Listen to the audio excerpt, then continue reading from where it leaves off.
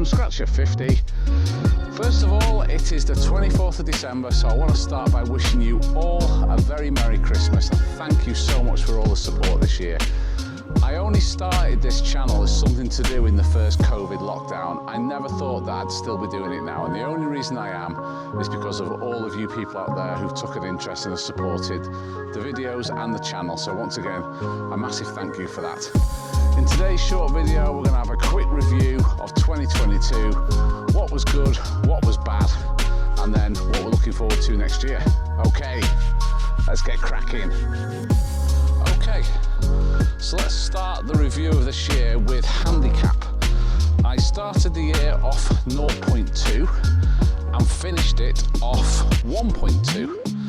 So my handicap actually went up a shot this year, which is not devastating news. I don't get too hung up on my handicap, although I will be doing everything I can to get back to scratch next year. And we'll talk a bit more about that in the next video, which is going to be a preview of next year.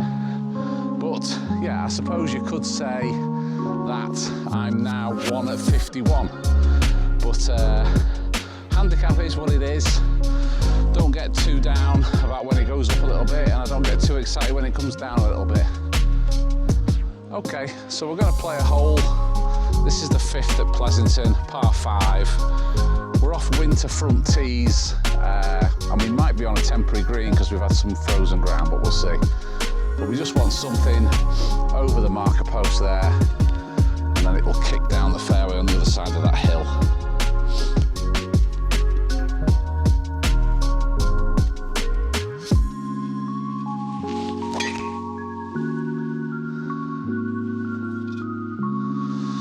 Be a little bit left, but like I say, everything runs down to the right, so hopefully it'll be okay.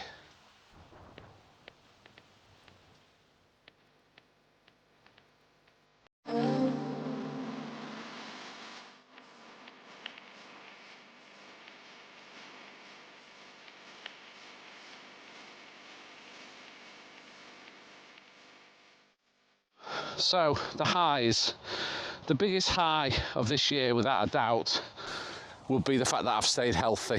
A lot of people who follow the channel for a long time know that I do suffer with back trouble. The season before, my back went, and that was me for 4 months. So without doubt, the biggest plus point is the fact that I've stayed healthy and played a full season. If I had to actually pick out one high in particular, it would have to be playing Merrion East Golf Course.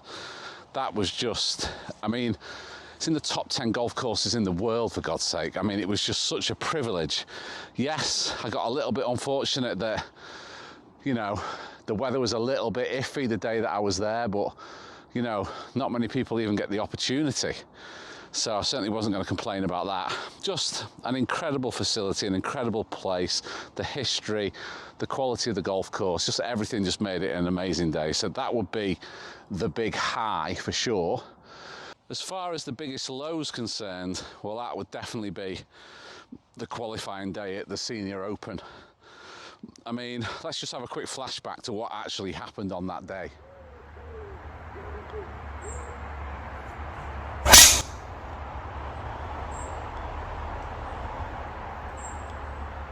Well, that looks okay. That's all right. Yeah. I mean, it was a bit further left than I wanted. But I know. We're in a marquee group.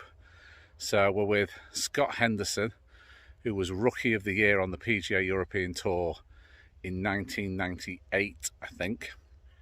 And we've drawn probably the biggest name player in the qualifier, who is Len Matisse from the Champions Tour, who lost in a playoff to Mike Weir for the Masters in 2003.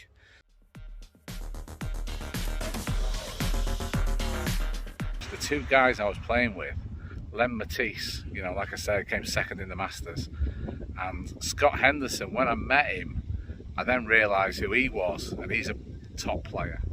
So they both shot 2 under, and it's like they've got a great chance of both getting in.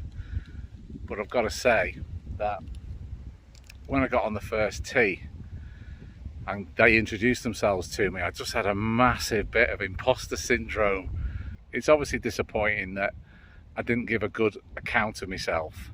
Obviously that's the highest score I've shot in a long time, You know, the sort of truth is that my game kind of fell apart really under the utmost of pressure.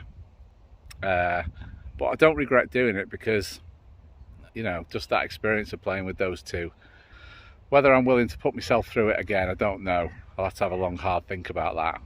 So everything that could have gone wrong kind of went wrong, really. You know, the timing of the dates meant that for the whole week before I was away working in Europe, which meant I couldn't play any golf. Then my flight got cancelled. I was stuck in Germany for an extra day. I was rushing to get back. We rushed up there for the practice round. You know, I got paired in the marquee group that had the most people watching, which didn't help add to that situation really. The day I turned up on the practice range, sometimes you turn up on competition day, you hit your first few swings and you just know that, you know, you're just not quite there, your body and everything's just not in sync. So that immediately led to a little bit of sort of, I don't know if anxiety is the right word, but just knowing that, you know, you couldn't really rely on a solid golf swing to get you through being nervous on that day. So, you know, roll all those things into one meant that it just didn't go as planned. But, you know, at the end there, I said, was I willing to put myself through it again? Well, I am, but that's only because I want to do myself justice. You know, regardless of whether I went again and I qualified or not, as long as I just came off the 18th green and felt like I'd given it a good go and I played pretty well, I'd be happy with that. But there is a bit of a caveat to that because the handicapping limit to enter is scratch. So that would mean that when the comps start again in April, I'd need to have a good month and get down to scratch before the beginning of May to get my entry in on time. Okay, so we are on a temporary green. So it's going to be like it's a par 4 really this now today. It's going to hit my 6 iron. I'm actually on a really downhill side slope lie here, so just got to be careful I don't lose this to the right hand side.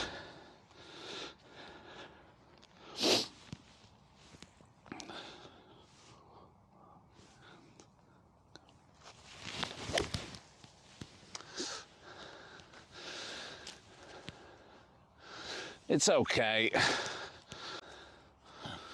Okay, I don't like chipping off these mats, but hey ho.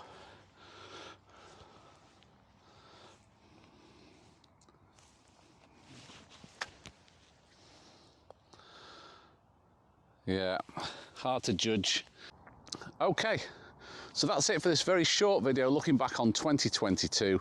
Overall, it's been a great year. The most important thing is I've really enjoyed my golf. I'm looking forward to next year. And the next video, which I'm going to post before New Year's Eve, is going to be a look forward to 2023, where I'm going to talk mainly about what I want to try and do with the channel. I'm certainly looking next year to try and improve the quality of the videos. I'm hoping that you're starting to see in this video that I'm starting to do and make the videos a little bit more engaging, because I think that the golf course should always be the start of these YouTube videos. So that's what I'm going to be trying to do next year, but I'll explain a lot more about that in the next video. So once again, thanks for your support. I hope you and your families have the best Christmas, and I'll see you in the next video.